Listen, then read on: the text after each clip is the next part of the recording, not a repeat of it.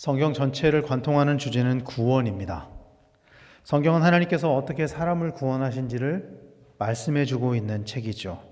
그런 의미에서 보면은 요한복음 3장은 성경의 가장 핵심적인 가치를 말씀하고 있다고 할 수가 있습니다. 오늘 우리가 읽은 말씀의 주인공은 니고데모라는 사람이죠. 니고데모라는 사람이 나옵니다. 니고데모에 관해서 성경은 바리새인이요 유대의 공회 지도자라고 표현을 하고 있습니다. 여기서 바리새인이라고 표현한 것은 성경에 대해서 해박함을 가지고 있다는 것을 내포하고 있는 것입니다. 그리고 유대의 공회 지도자라고 하는 것은 법정에서 재판을 할 만큼 이성적이고 합리적인 사람이다. 이런 것을 이야기하고 있는 거죠. 당시에 이 니고데모라는 사람은 사람들에게 그렇게 인식이 되었다라는 거예요.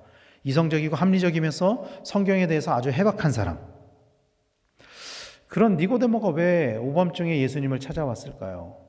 오늘 말씀에 보면 밤에 몰래 찾아온 것으로 말씀하고 있거든요. 니고데모가 왜 이 시간에 예수님을 찾아왔느냐도 사실은 의미를 가질 수 있지만 사실 오늘 본문에서는 그것보다는 니고데모와 예수님이 어떤 대화를 나누었는가가 사실은 훨씬 더 중요한 말씀이죠. 오늘 말씀은 누구나 다 알고 있는 거듭남에 관한 말씀입니다. 그런데 이 말씀에서 우리가 좀 유심히 봐야 하는 구절들이 있어요. 첫 번째는 물과 성령에 관한 말씀입니다. 니고데모는 예수님께 이렇게 이야기를 했습니다. 예수님께 그리고 또 예수님의 니고데모의 질문과 예수님의 대답을 요한복음 3장 2절 3절 말씀에서는 이렇게 말씀을 하고 있거든요. 우리말 성경으로 이렇게 말씀을 해요. 그가 밤에 예수를 찾아와 물었습니다. 라삐어, 우리는 당신이 하나님께로부터 오신 선생님인 것을 알고 있습니다.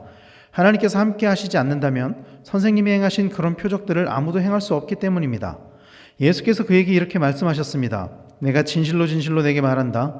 누구든지 다시 태어나지 않으면 하나님의 나라를 볼 수 없다. 사실은 이 니고데모와 예수님의 대화는 주제가 맞지가 않아요. 마치 동문서답을 하고 있는 것 같은 대화입니다.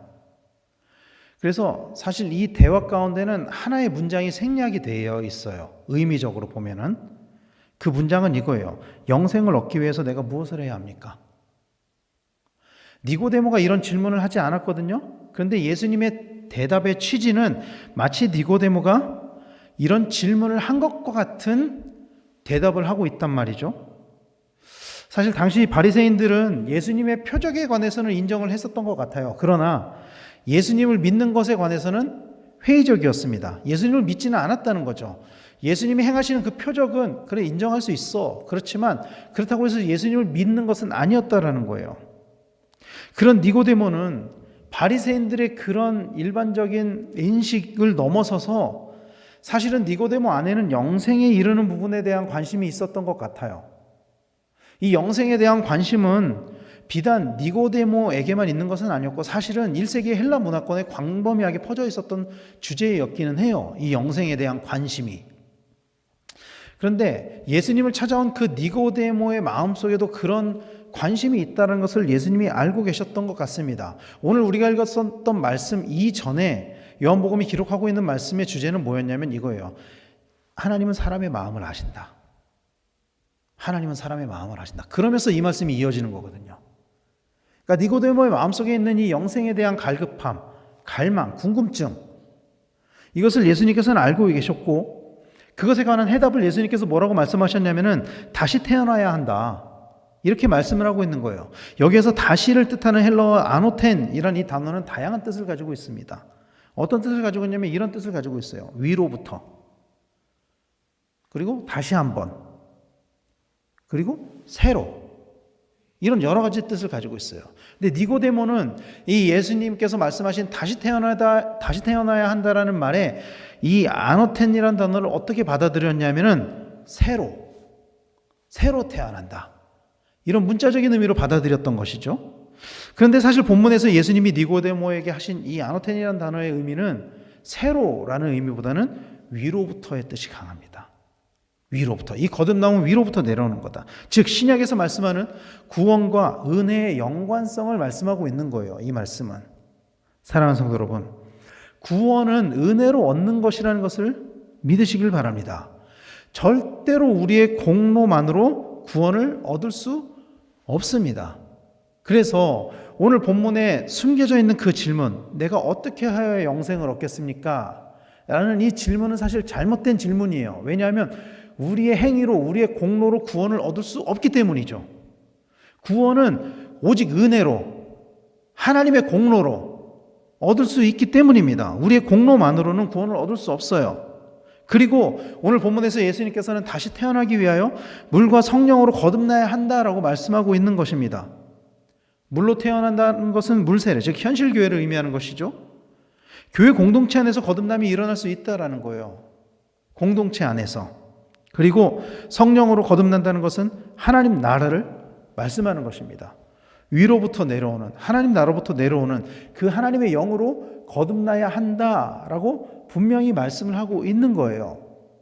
그래서 이 구원은 우리의 공로, 우리 개인적인 힘, 개인적인 도덕성, 개인적인 능력으로 얻어지는 것이 아니라 하나님께서 우리에게 내려주신 공동체 안에서 하나님의 영으로 인해서 주어지는 것이다 라고 예수님께서는 말씀을 하고 있는 것입니다. 이것을 니고데모에게 말씀하고 있는 거예요. 구원?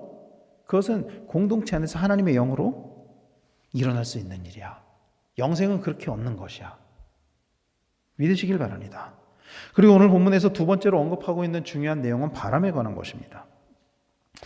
오늘 말씀에서 예수님은 성령으로 태어난 사람에 관해서 이렇게 말씀을 해요. 성령으로 거듭나야 한다라고 말씀하면서 성령으로 태어난 사람에 대해서 8절 말씀해 보면 바람이 임의로 불매 네가 그 소리는 들어도 어디로 와서 어디로 가는지 알지 못하나니 성령으로 난 사람도 다 그러하니라 이렇게 말씀을 하고 있어요.